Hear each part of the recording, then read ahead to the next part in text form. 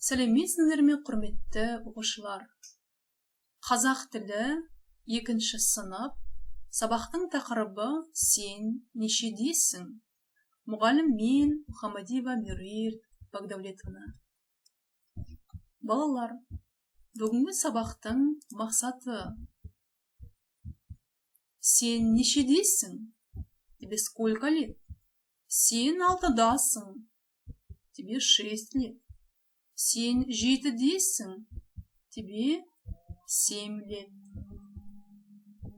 Жарайсыңдар, балалар. Енді тыңдаймыз, қайталаймыз, оқимыз. Әсел, Әлібек нешеде? Әлібек 8-де. Анна, Саша 7-де ме? Жоқ, Саша 8-де. Ребята, прослушаем, повторяем, прочитаем. Жақсы, жарайсыңдар, балалар. Өте тамаша. Келесі тапсырмаға назар аударамыз. 2-ші тапсырма. Балалардың жасы нешеде? Сколько им лет? Жазамыз. Балалар, дәптерімізге жазбаламыз. Әлібек нешеде? Образец. Әлібек 8-де.